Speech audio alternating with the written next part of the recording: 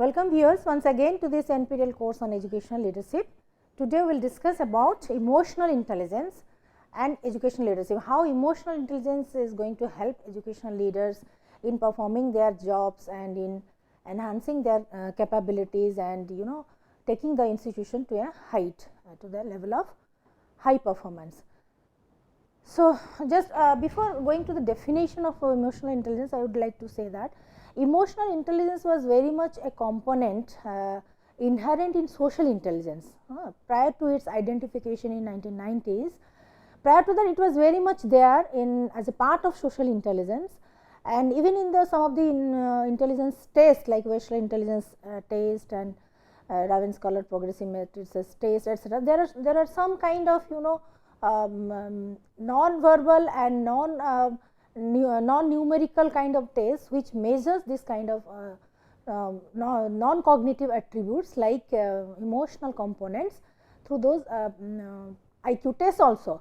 So, it was very much there. It was very much there in the traditional days in intelligence as a part of social intelligence, etc.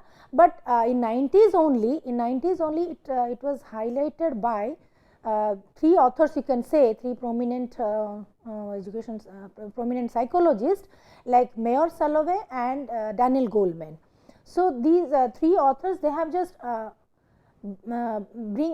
brought it to the limelight of psychologists, like to the limelight that how important this concept is. So, they have, you can say, redefined it, re-emphasized it and brought it to the limelight as emotional intelligence as an having an independent attribute, a concept, new concept, a new emerged concept, how it is important in all our academic and the professional performances.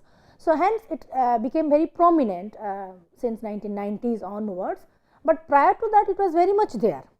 It was very much there inherent in social psychology, social intelligence and social psychology also. So, now we will discuss about how it is being defined by various other authors and how it functions, how it works in different workplace contexts.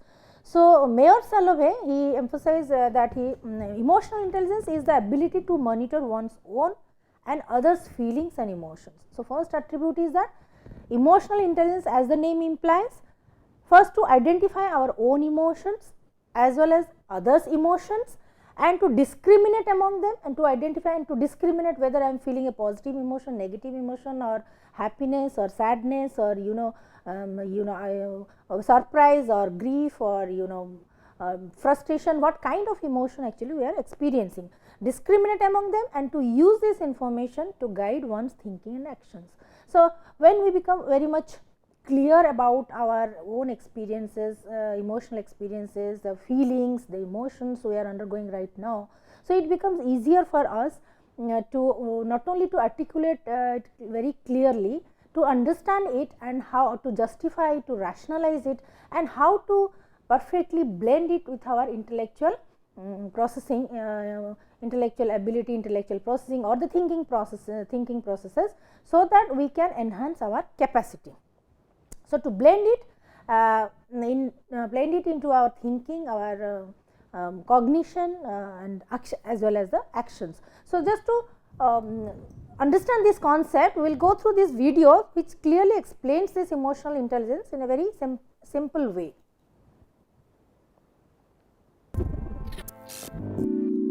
Since the dawn of humanity, the understanding of well-being and rational decision-making has remained Since the dawn of humanity, the understanding of well-being and rational decision-making has remained relatively unchanged. However, recent discoveries in neuroscience and psychology may fundamentally change long-held theories about emotions and reasoning. One recent study analyzed patients who had experienced damage to the amygdala, a primitive part of the brain that typically regulates emotions. What they discovered was that these patients had often lost their ability to feel emotions and make basic decisions. The implication of this discovery is that our decisions are not determined simply by logic or emotions alone, but rather a combination of the two.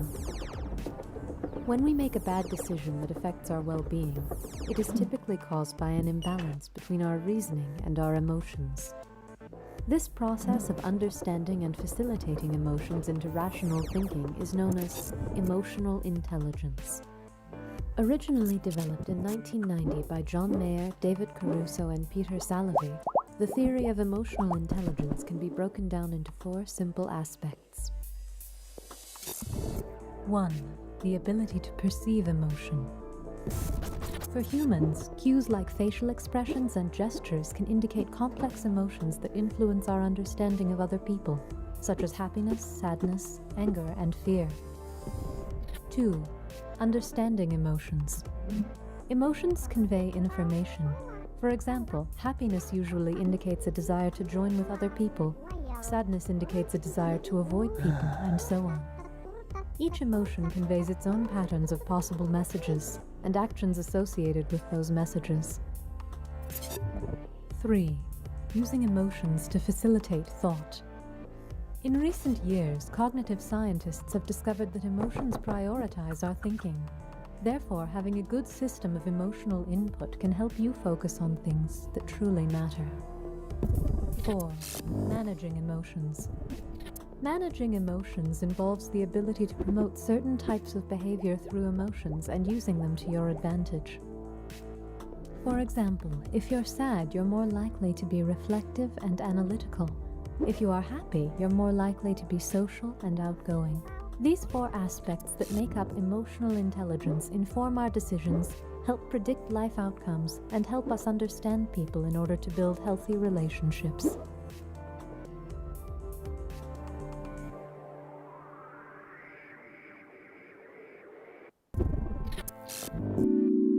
Since the dawn of humanity.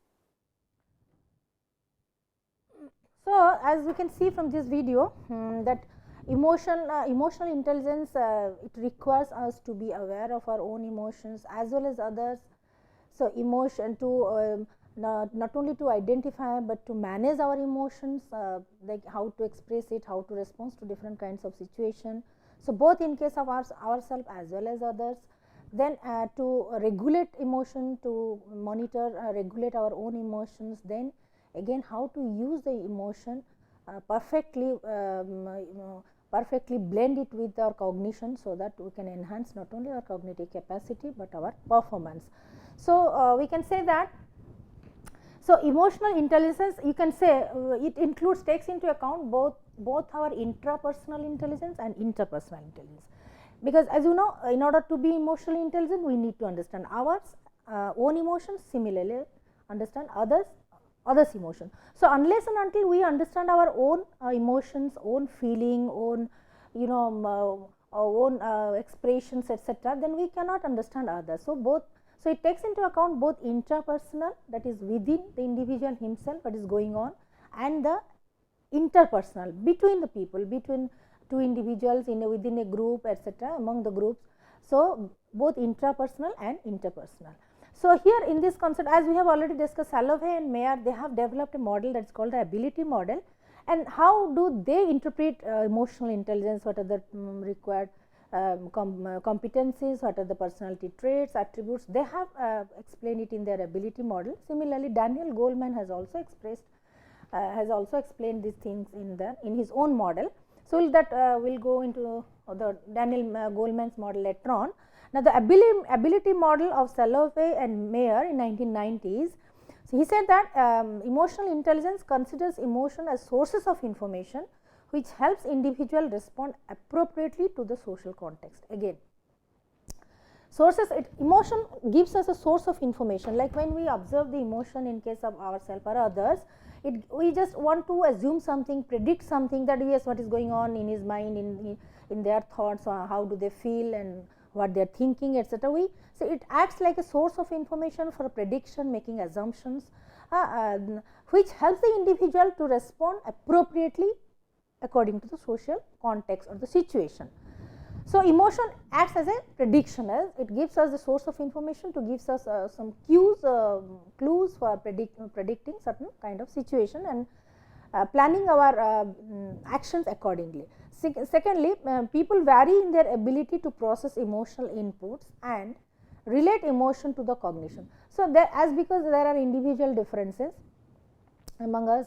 So, and we know as the individual as we grow up in the process of socializations, some people are very socially intelligent, they are very apt in understanding others emotions, their feelings, etc., because maybe because of their personality traits, attributes, or maybe because of their exposure they have got.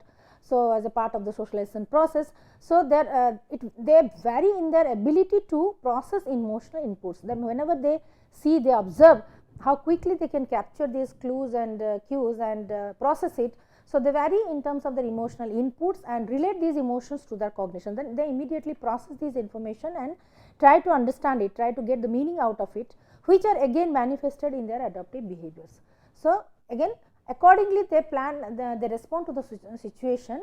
So, which ultimately that means manifested their adaptive behaviors in a particular social context. So, people actually vary. Those we usually say that those who are socially intelligent, very good, very intelligent in their social perception, social cognition, so they can quickly take the input, emotional input, process it properly, accurately, more accurately, then blend it with their thinking process and perfectly respond to the environment in a very adaptive manner. So, and according to Mayer and Salovey, there are 4 EI abilities, 4 emotional intelligence abilities. What are these things? Perceiving emotion, as we have already discussed, perceiving emotion, the ability to detect and read the emotions in self. Okay. So, how accurately, how you can say how accurately we can understand our own emotions, whether we are feeling depressed or frustrated or angry or or you can say bored, or what kind of feeling we are going through right now. So, we have to correctly analyze it and interpret it in a proper way. So, ability to detect and read our own emotions, whether exactly I am feeling angry or frustrated or hopeless or depressed, or what kind of feeling right now actually I am undergoing. So, I have to identify, we have to identify ourselves very accurately. Second is using emotions, to harness emotions in thinking and problem solving. So, then again how to blend these emotions, nurture these emotions, groom this nurture emotion in thinking and problem solving. That how can, suppose I am feeling very happy, very good in mood, I am very joyful, my mood is very, I am very joyful right now. So, I want to put this blend these positive emotions in my work, in my thinking, in my problem solving as a positive spirit, as an energy. So, using the emotions, first is identifying accurately, leveling it properly, okay, then using these emotions in our thinking and problem solving behavior.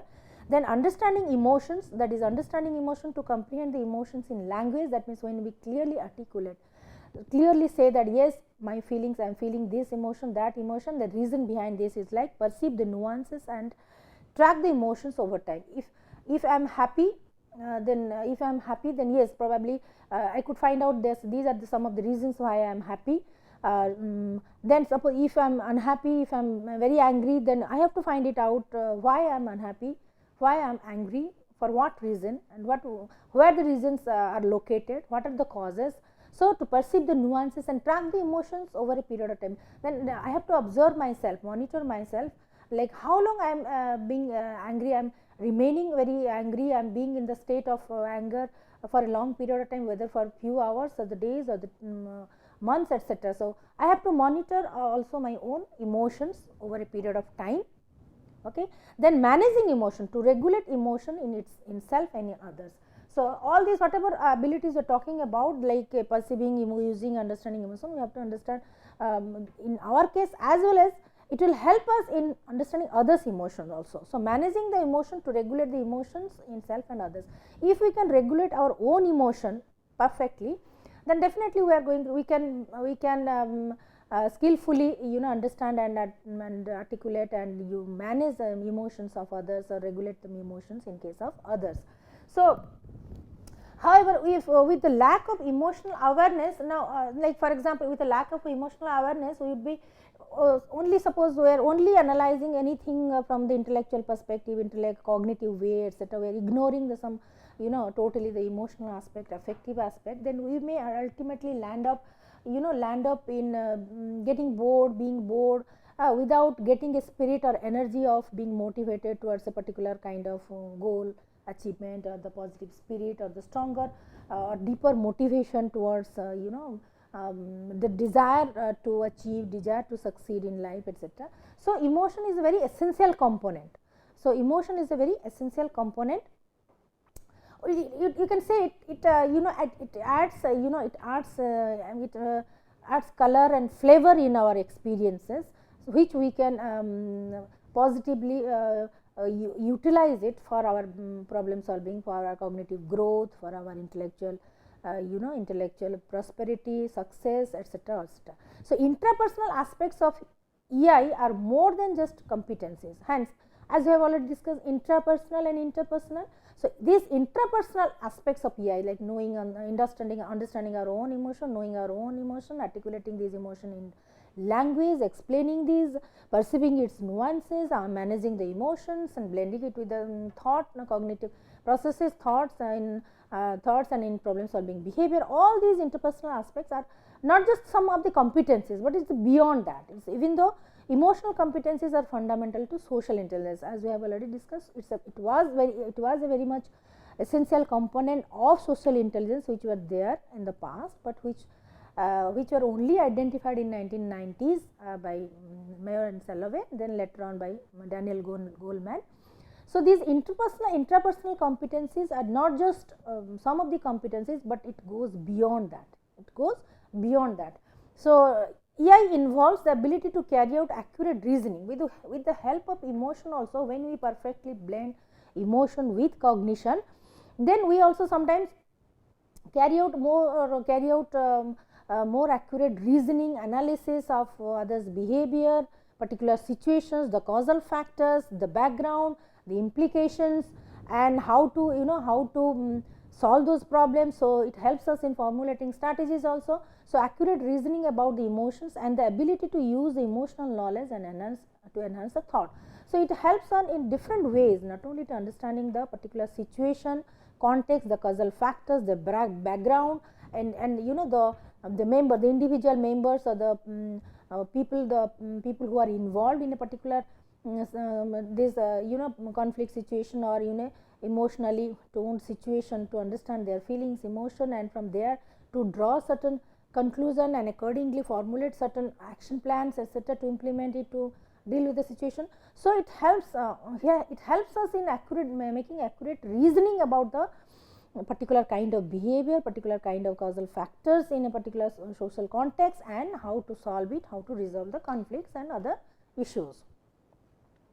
So, thereafter comes the mixed model of Daniel Goleman. Daniel Goleman says he says that one does not need high IQ to be successful. Till 20th century, till late 20th century, IQ is a very significant component, like in intelligent quotient, and usually there is so many tests have been developed to measure the intelligence quotient, like 90 to 100, 110 is it comes under the average category, above average category, and 140 is the it's the highest level of intelligence, which the gifteds are being considered to possess 140 IQ is the highest level. So, they have already there are so many scales, measurement tools to test, etc., to measure the IQ. So, IQ was till date IQ was thought to be a very important component for determining your academic success, professional success, etc. But Daniel Goleman said that no, IQ is not just enough.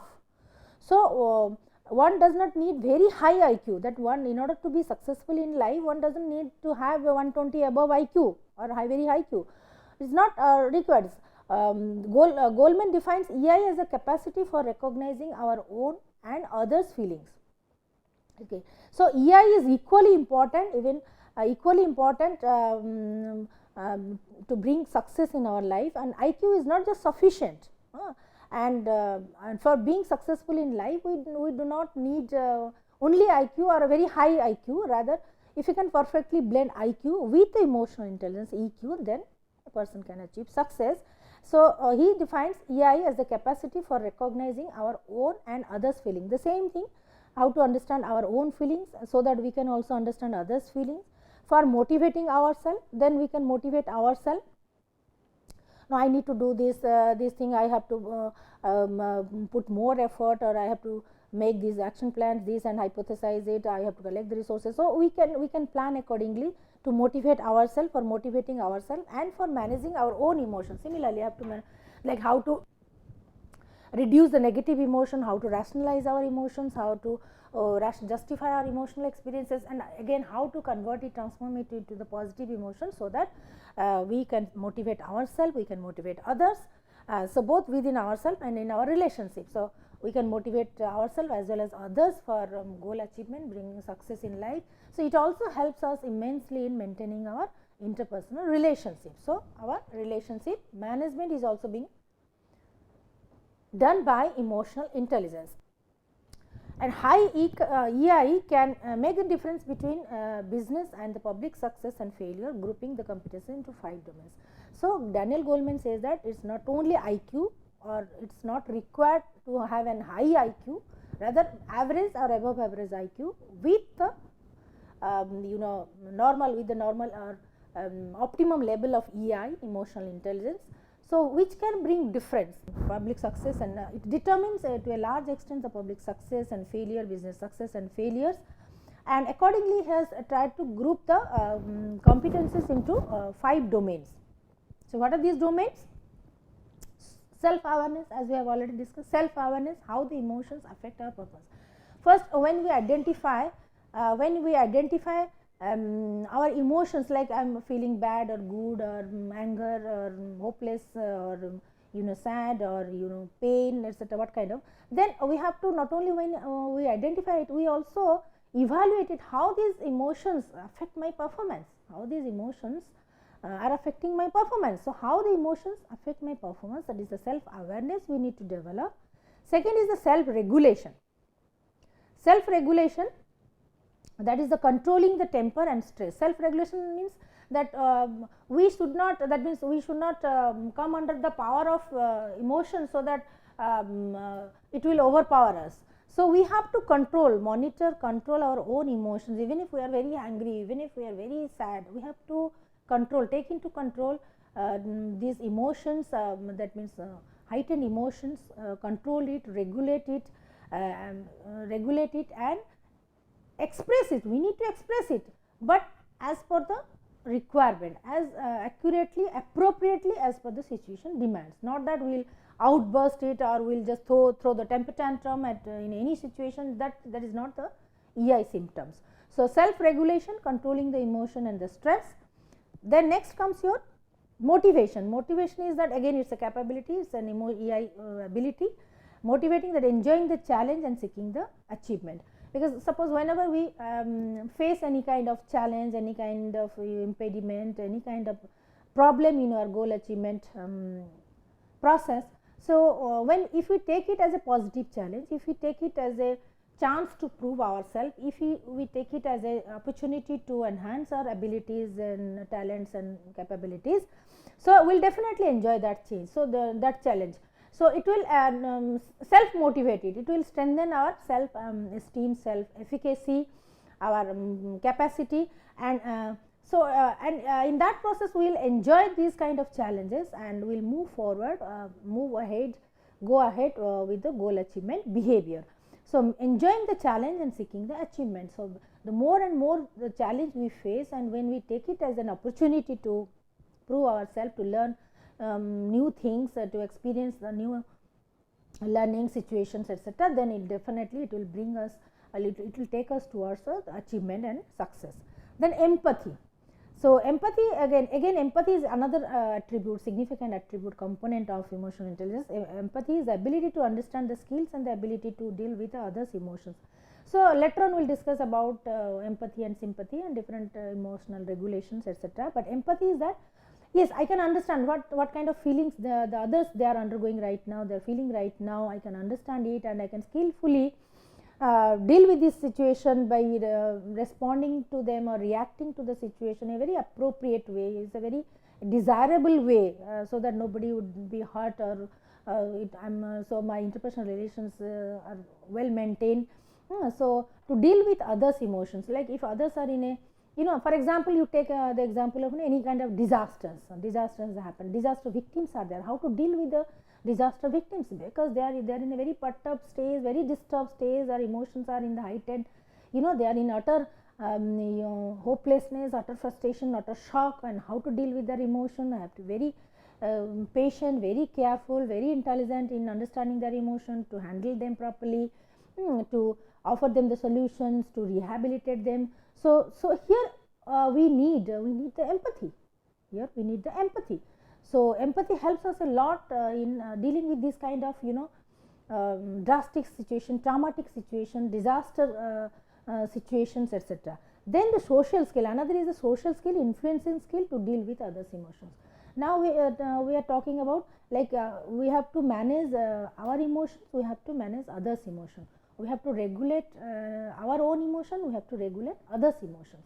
So regulating others' emotion doesn't mean that we are going to control their emotions. No, that is not the meaning. So rather, we, by understanding their own emotions and feelings, how can we influence them? How can we influence them? We convince them, we can persuade them towards the work, towards a positive direction, or towards the normalcy if they are not feeling very good, or they are in utter shock or depressed situation or frustrated. How to bring them back to the normalcy? How to motivate them towards work? So it's a skill. So influencing skill to deal with others' emotions with utter care and caution, and how to bring them back to the normalcy, and thereafter how to motivate them toward the positive direction. So later on, Goleman here summarized again these things, 5 components into again 4 components. So you can say this is the final 4 components Daniel Goleman has advocated for. So after summarizing everything, say that 4 important components, that self awareness, self management, that is emotions as we observe it, manage it within ourselves, self awareness and self management, and social awareness and relationship management. Emotion, how we can understand others' emotion, regulate, monitor their emotion, manage our relationship, manage and influence them to motivate them, etc. So it's about the social awareness and relationship management. So we can say 4 skills, 4 domains are important. One is the self awareness, self management, similarly social awareness and relationship management in the social context. So he has summarized these all these competencies into 4 domains, as we have discussed: self awareness, self management, social awareness, and relationship management. So now we will continue this second in the next part, that how this emotional intelligence is going to help us in our leadership, in our professional career, in our day-to-day transactions, and in the next lecture. Okay, thank you.